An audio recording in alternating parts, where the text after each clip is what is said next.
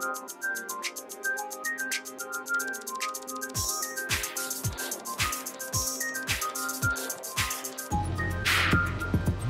Dance Fam, it's Shatay here with the Working Dancer, and we are back with another edition of Soul Talk. And this week we have Miss Sway Buckley, who is, let me get this right, performed in multiple off-Broadway shows. She was a performer in Footprints, New York-based dance company, right? And she is also CEO, dancer, and artpreneur coach here in Dallas, Texas. Hi, Sway. Hey, how are you? I'm doing well. How are you? Great. I'm awesome. Thanks for asking, and thanks for having me. Thanks for being here. I know the life of, performer, entrepreneur is really, really hectic and really busy. So I appreciate you squeezing in a couple of minutes to Absolutely talk with the Dance Fam. Absolutely. So let's just get started. How about that? Sure. So can you tell us how you got started with dance? What were your dance beginnings? Oh, yes. So crazy thing is, my mom always thought it was cute to see like little girls in tutus and tights and stuff. So she enrolled me pretty early, like at 3. Like I didn't even know what it was. I was like, obedient, going to class. And I actually didn't like it. So I only did it for like, I don't know. As a child, it's really difficult to measure time. So it felt like a long time, but it probably, I don't know, it may have been just like for a semester or a season. So I didn't want to do it anymore. And then as I got older, a good like 10 years later, it was like 12, 13, I started feeling like I want to dance. Like I used to take the bus, and the bus would always go past this building. It was a dance studio. I didn't know at the time, but it's a silhouette of kids tap dancing. And I'm like, I'm supposed to be doing that. Like, I want to do that. I don't know what it is, but I want to do that. And so I just remember like bugging my mom, felt like eternity, maybe a couple of, I don't know.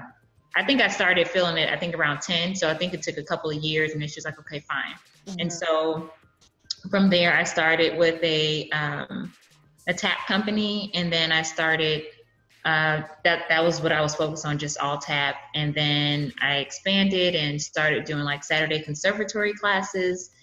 And then that was freshman year in high school. And then I auditioned for Los Angeles County High School for the Arts, which actually they started at the time at 10th grade. So it was, sophomore year is where I was going into. So it turns out that the lady I was taking my ballet classes from the ballet conservatory on Saturdays happened to be one of the teachers at the school. And she was also one of the judges for the auditions. I was like, okay. Crazy, because I had only had like a year or so really of real ballet training at that time. But tap, I was very proficient and confident in that. So they gave you an opportunity to audition, like doing your specialties. Of course my specialty was tap, so did that, and I got accepted. And that's really where my real consistent training started, in high school. So it's pretty later on in life. So you went to high school in LA? Went to high school in LA, correct. Nice. And then you came back after high school? I am originally from New York. Okay. I'm born and raised, raised on both coasts, Brooklyn and California. Okay. So I didn't come to Texas until college. So I came to Texas to go to TCU. Interesting. Studying dance and business and religion there at TCU. That is really interesting. Side note though, folks, notice how she mentioned those connections that she formed in class. We talk a lot about that, getting in class, and that's where you network, and that's where you meet, all the folks you need to know is in class, right? Yeah, absolutely. So then when you were in high school, were you feeling like this is what you wanted to do for a career, or? Yeah, by the time I was a senior, because I'm like, this is the time to figure it out. Like, if this is what I really want to do. By the time I was a senior, I was like, I want to pursue it, because it was a great opportunity to train.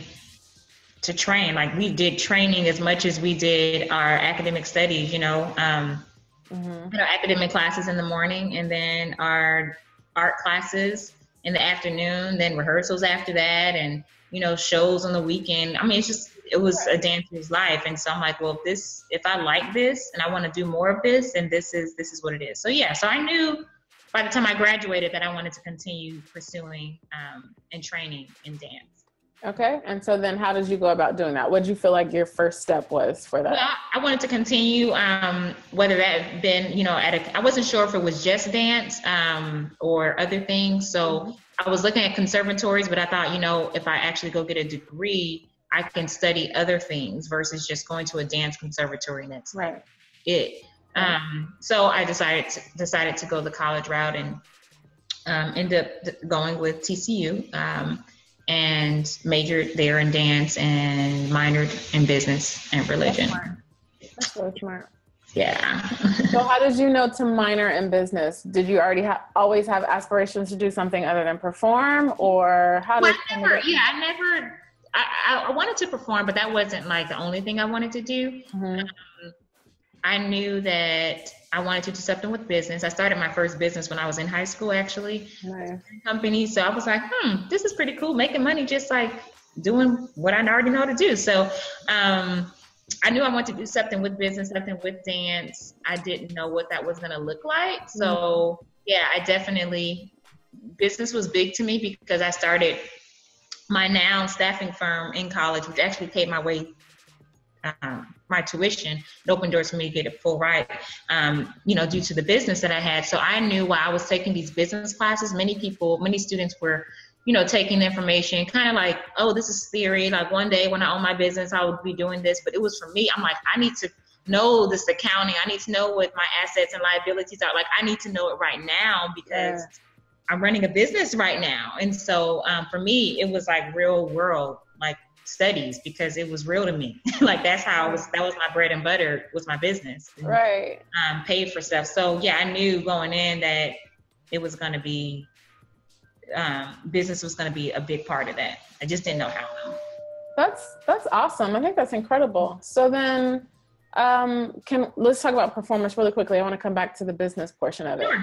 So then you're in college. Mm-hmm. Do you feel like, or did you have a performance career after college, or did you go solely the performance? Right. Okay. I still perform. The great thing is I can be more selective. I can really do the projects that I desire to do, and not just taking jobs just because I need to eat. Awesome. So I started right out of college. I signed with a local company here, so we would have our rehearsals in the mornings, Monday through Friday. It's paid dancer.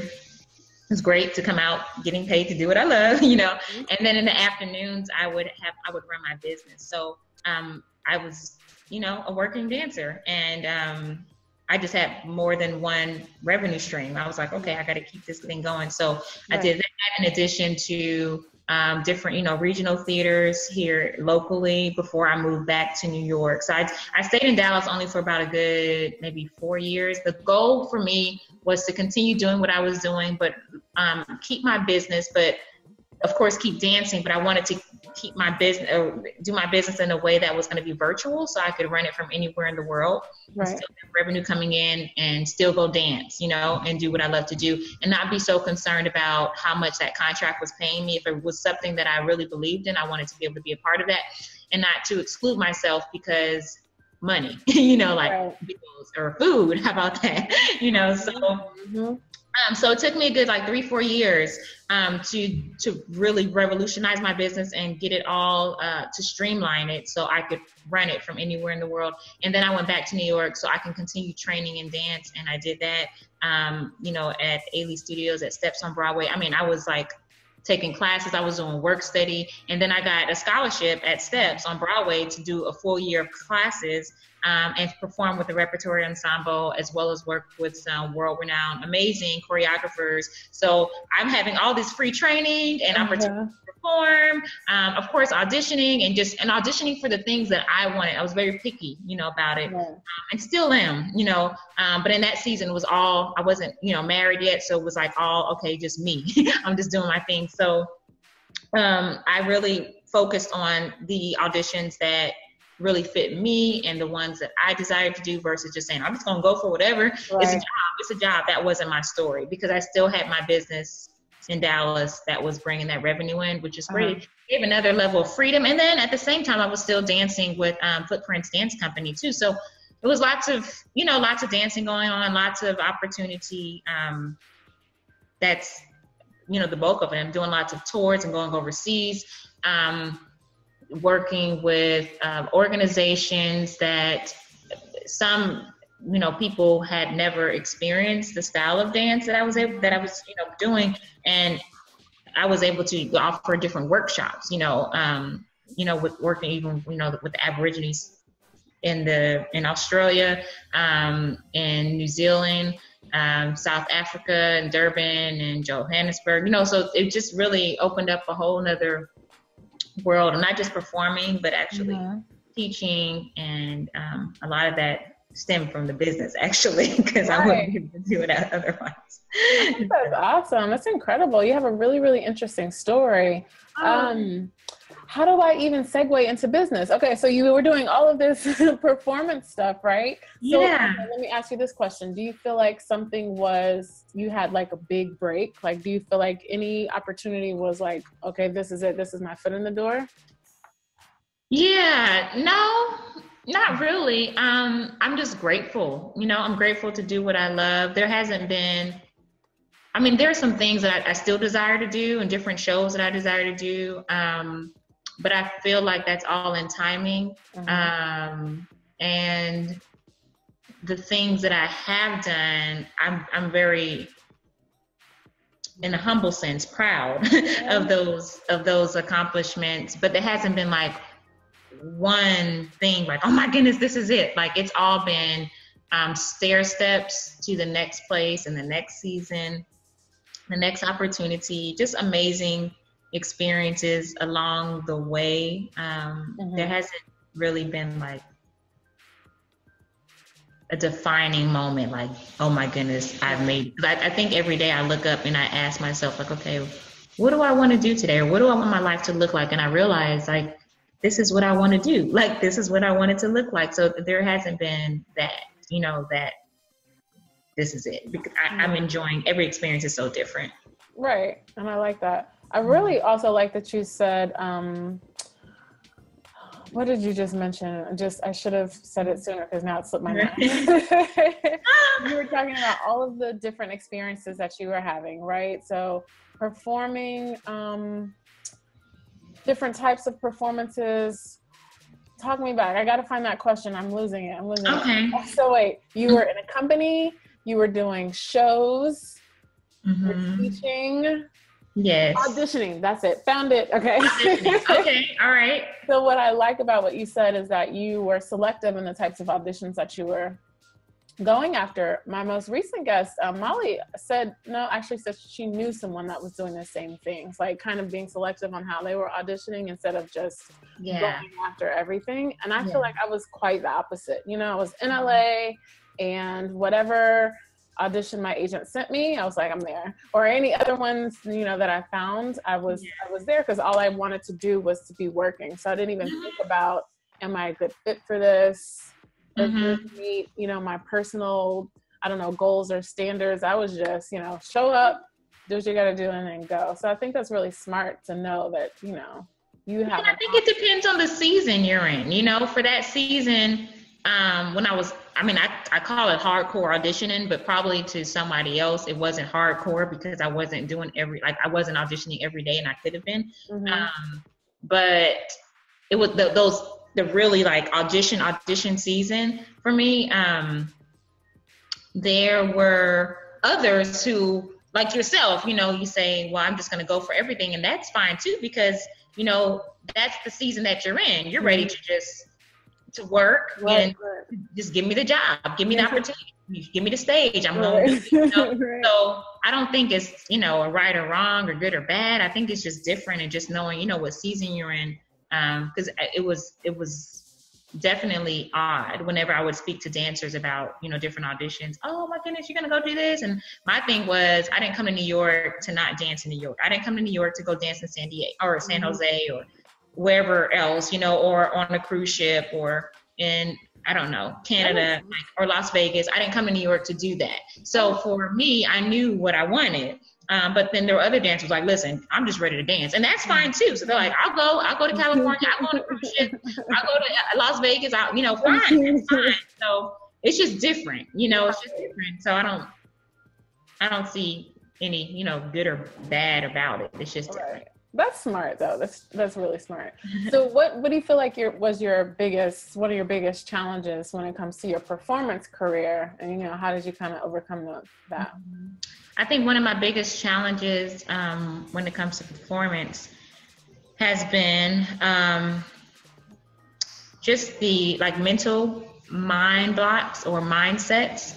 I would have to always see myself really doing it in my mind before I would actually do it. So just really strengthening that mental dexterity, making sure if it was me remembering, you know, some crazy choreography or odd counts or getting into whatever the movement that the choreographer wanted, because I worked with all these different types of people and really embodying their style is definitely a mental thing. And working through transitions in my mind so I could actually like do it the way that I saw it. And a lot of times there will be mental blocks or mental obstacles that would stop me. Like, it's just me. It's just me. It's not like outside. It's just really inside. Stop me from really seeing that movement all the way through. And I would have to just like really work on that concentration. I could be on the train just listening to music or thinking about a certain 8 count that kind of kept, you know, tripping me up or something, or wasn't really feeling the way that I needed to be, you know, just kind of seeing myself doing it. But that it was sometimes be very difficult to like see it all the way through. So working on that mindset, and then not being so hard on myself, you know, enjoying the process, really living through it, and not being so much of a perfectionist where I'm so like, I gotta get this right, but then it's not really dance, you know. It's got if that's the emotion that's coming out of it, it's not fun.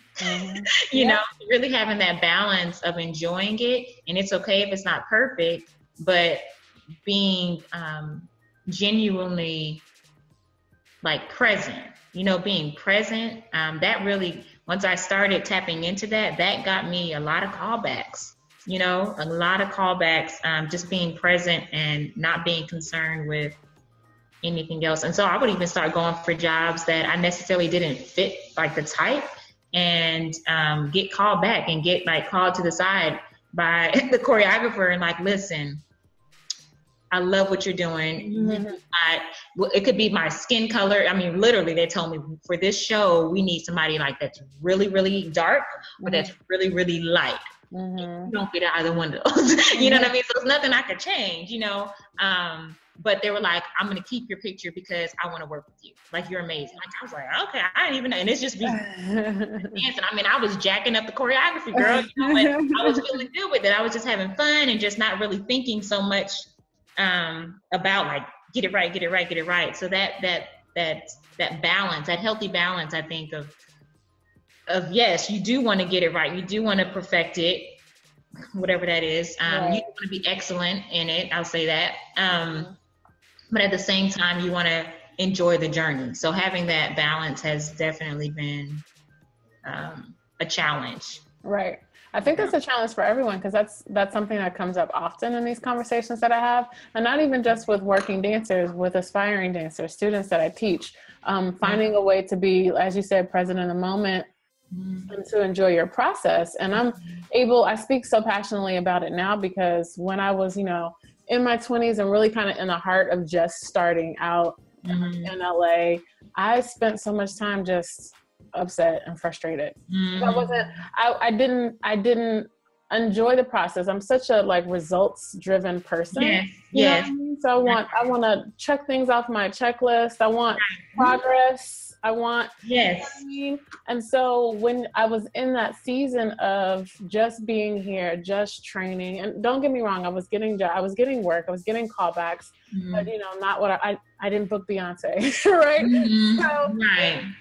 oh, what am I doing? You know, Right. taking so long. I spent so much time just frustrated, and I wish I had known to be present, to enjoy where I was, just to look around, just to enjoy that moment in my life. And I can't say that I regret it because I wasn't that way. I'm now able to talk about it now to my students and, you know, kind of pay it forward. So it served its purpose, but that comes up a lot. Yeah, it's real. It's real. That frustration. Okay, so let's jump onto the business side then. You said you had your first business when you were in high school, but then you had a dance business when you were in college. How did that come about? Can you tell us about that? Oh, sure.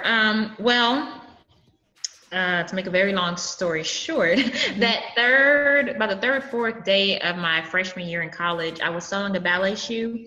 And the top bunk, we had bunk beds, but it wasn't a bunk at the bottom. It was like our bed at the top and then like your desk or something. The desk at the bottom, right? And so I'm sewing my shoe, jump off the bed, get ready to go to class. When I jumped off, I felt like I landed wrong, like my ankle, or I wasn't sure what was bothering me, but I was like, that's weird. What is that little twinge there, you know? And so I was picking up my bag to go to class to walk on the other side of campus, and I looked down next to my bag. There was like a broken off piece of needle in the carpet. And I was like, okay, that's a half of the needle. Where's the other half? And I look at the bottom of my foot and I'm like, nah, it couldn't be in there. And so I just see like this tiny, minuscule size spot on my foot. And I was like, no, I couldn't. So I'm walking to class on the other side of campus. The more I walk, the closer I get to my class, my foot begins to like throb. And I'm like, are you kidding me? Are you serious? Is this needle in my foot? I don't know. This, remind you, I'm like 18, the first week of school. I don't know anybody on campus really, you know. I don't really know my professors yet. So my thing is I want to make a good impression. I want to make sure I show up and, you know, work. I can't like slack off the first week of school. This is crazy. So I go tell my ballet teacher, listen, I'm going to take class. I'm just going to take the bar because I don't think I should do things, you know, go across the floor or jumps or anything. I'm just going to take it easy today because I need to go to the nurse's office or whatever. I think I may have stepped on a needle and I think it's inside my foot, but I'm not trying to slack off, you know. I just want to let you know, I'll do plies, I can do some tendus, I'll just, you know, see how it goes, and we'll I just want to let you know.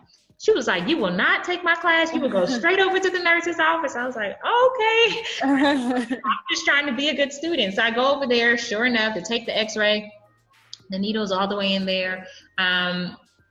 They send me to the doctor who deals with all of the TCU athletes and stuff like that. So I went to him and it was not a good experience. He basically told me I would never dance again. And if I walk, I would always walk with a limp. And he suggested to leave the needle in for like 6 weeks and we'll just see where it goes and what happens. I'm like, okay, this is crazy. This is Twilight Zone. I'm like, this is how they treat people in Texas. Like I've been like, I'm like, and this is crazy. Like what? Like who does this?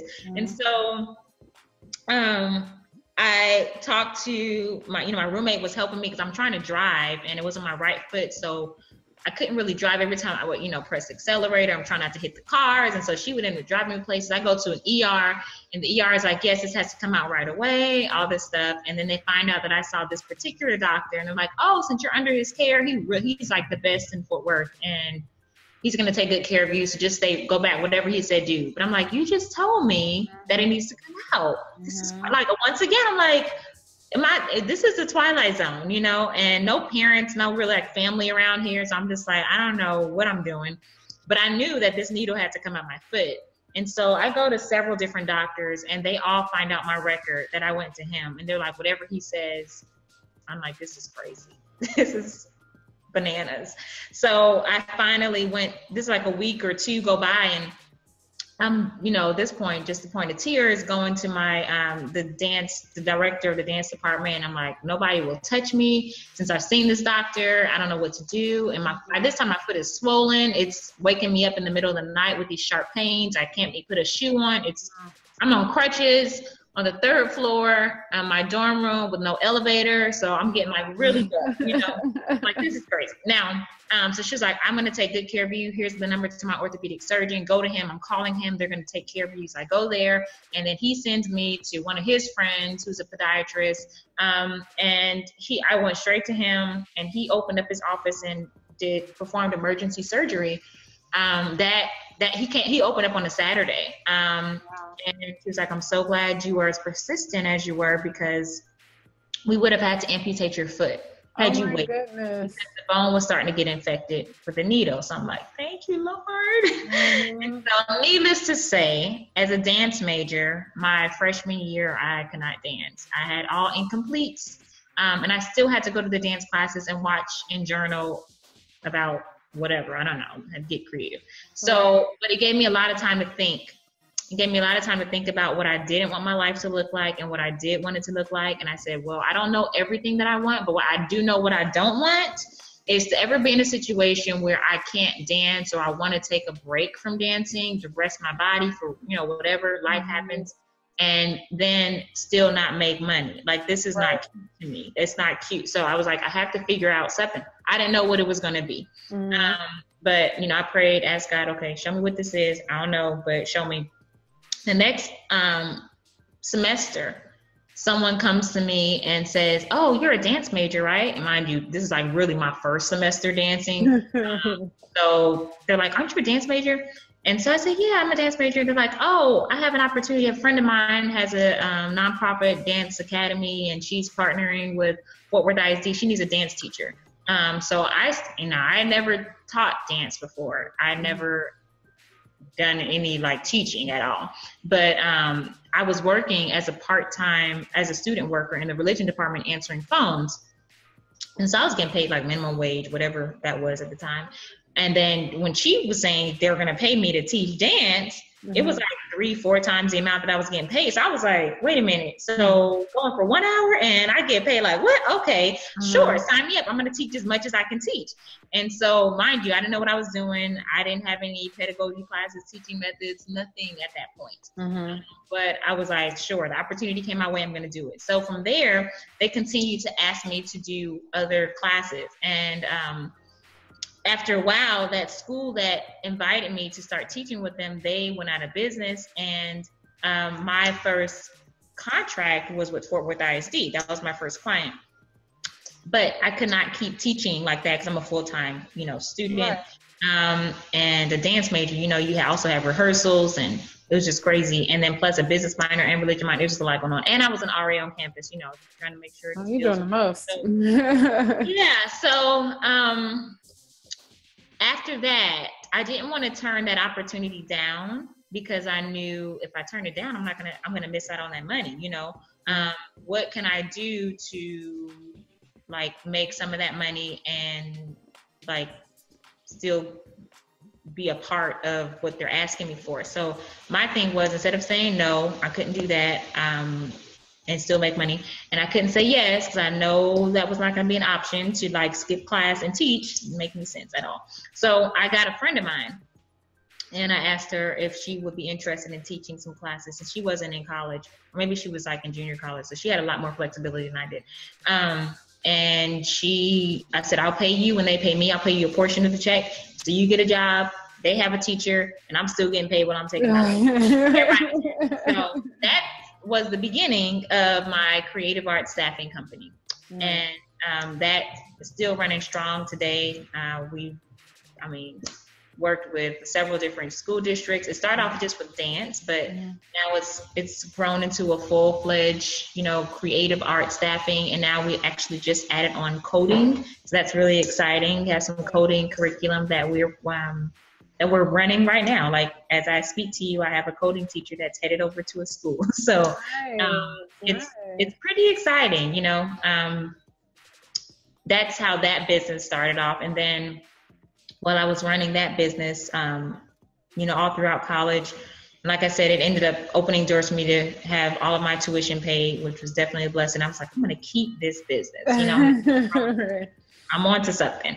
But there, I realized a lot of the people that I would hire through my company, they would ask questions about business, about, well, how do you do this, or how do you do that, and like, well, what are you doing with your time, what are you doing with your other gifts, and how are you using your time? And so I would start coaching them, and actually that started in Dallas, but then when I went back to New York, a lot of those dancers there that I would audition with, they would often have to run off and go to a job, go bartender or go waitress somewhere, do some odd job that they needed to keep, right? So they can make sure they would keep eating. And they realized after a while that I wasn't running off, that I was just there. I'm like, okay, I got all day. Like literally, I have all day, And then they started asking questions. So what do you do? Do you have a job? Like, how do you get your money? What are you doing? And so I was like, oh, I have a business. And they're like, what? You can't do that. You're a dancer. Like, yes, you can. Nobody told me I can't have it. And so they're like, well, where's your business? Are you looking for help? Are you hiring? Like, well, actually, my business is in Texas. They're like, Texas, what?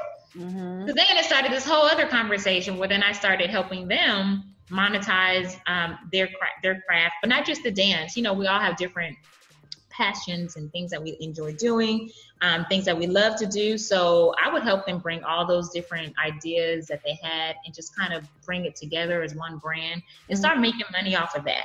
And that's when I started the next business, which is the Smart Artist Institute. So it's not just helping dancers, but helping creatives, helping artists, helping right-brainers, really monetize in a very easy way, with the simplified systems, put those in place to make money online and offline, and making sure that, they're building the life and creating a life that they truly enjoy and that they love, and not being stuck in a place that doesn't bring that true fulfillment and the true working out of all of the gifts that are inside of them. So those are the two main businesses. Of course, I do other things, still with choreography and speaking, and I've had a dancewear clothing line. I enjoy doing things. I enjoy creating things, just solving problems with my creativity. So how do you have time for all of this and have a home life, honey? Well, it's just the season. It depends. I don't do it all at once. Okay. Gotcha.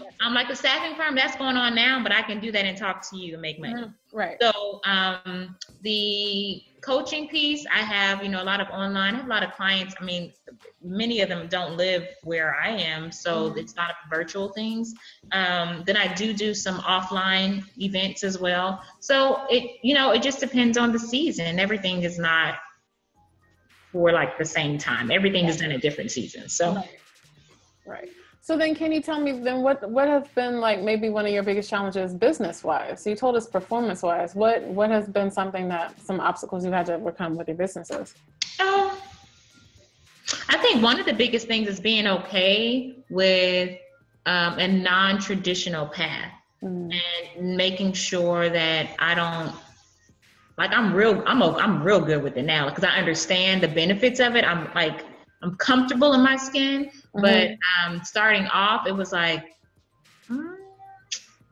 I don't know what this is. Like, what do I call this? Like, what do I say to people? Like just getting an understanding of that, it's okay that my path looks different from others. I think all of our paths should actually look different because we're all definitely unique.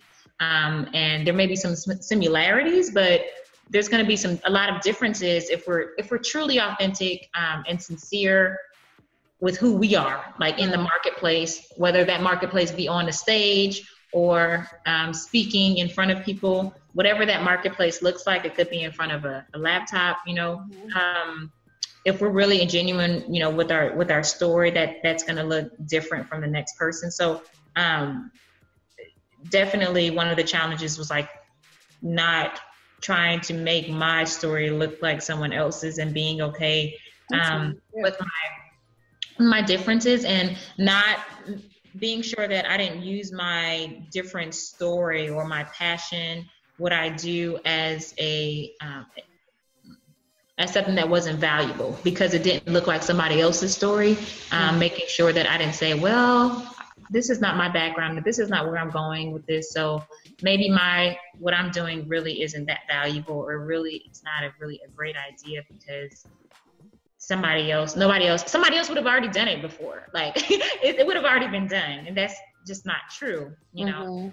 So really not discrediting my experience, my passion, my vision, my drive for something different. Right.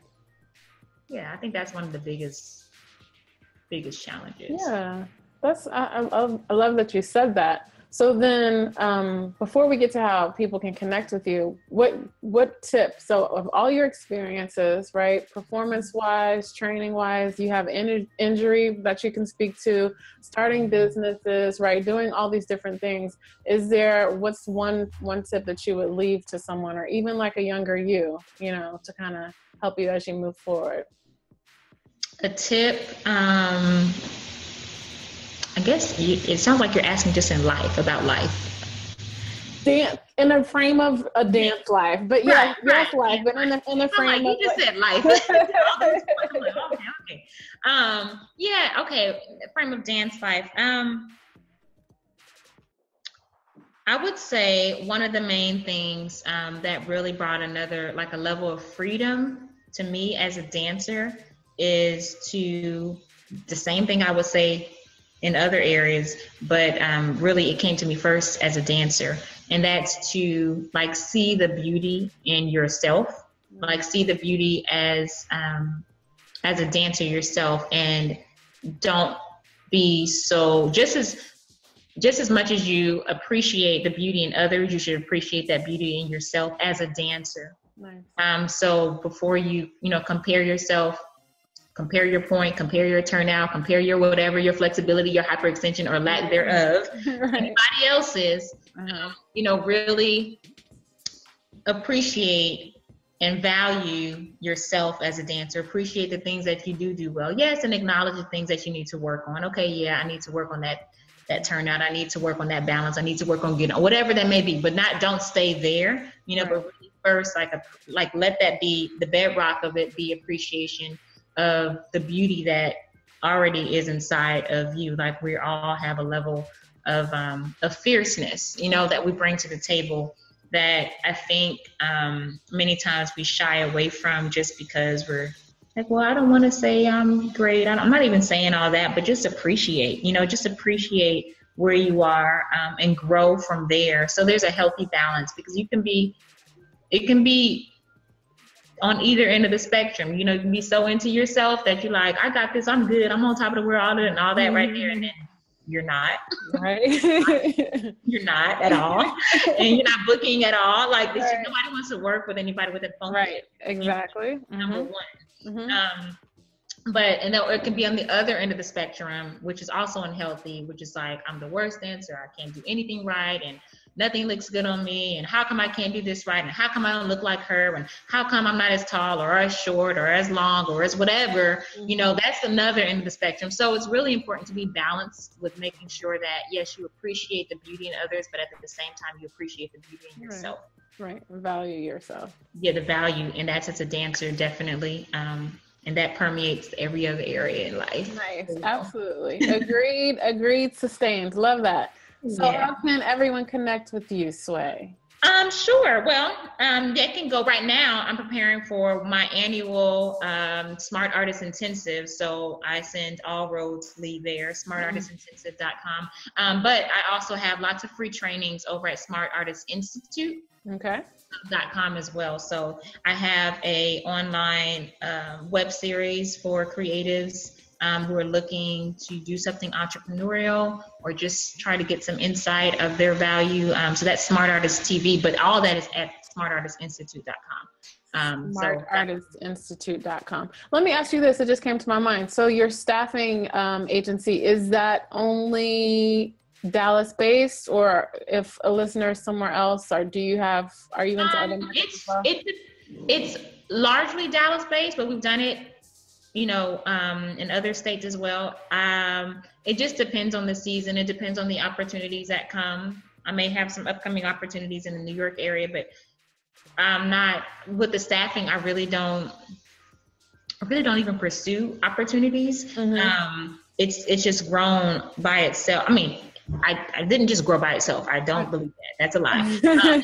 I put work in. I put some hard work in. Feel that. But now it has the establishment with the relationships. And so I'm constantly getting calls that, okay, you feel this position, can you feel that?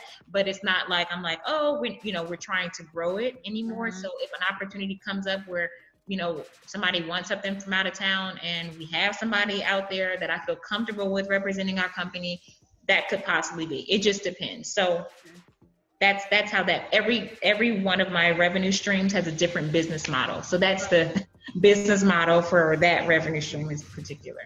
Gotcha. So can people connect with you through that company as well? Or yeah, I mean, they could actually on Smart Artist Institute, there should be a link. You know what? I don't think there's a link because I just keep it totally separate. They can email me. Okay. On Smart Artist Institute, there's a contact page. So they can, if they're interested in that. So we have smartartistintensive.com and smartartistinstitute.com. Yes. Is there a way that they can connect with you on social media? Absolutely. Yes. Instagram, Facebook, LinkedIn is Sway Buckley. Twitter is Sway on the Move. Sway Buckley and Sway on the Move. So we'll put all this up on your episode and everyone will be in touch with you. Fabulous. And I thank you so much for sharing your story. I think you have a really interesting one. I really love that you kind of were launching your performance and your business simultaneously. And I think more dancers need to hear about that. They need to know that that's an option. And I love that you're helping artists monetize their gifts and help them to know their value. So keep doing what you're doing. I love it. Thank you. I love what you're doing. So yes. Thank you. Thank you so much.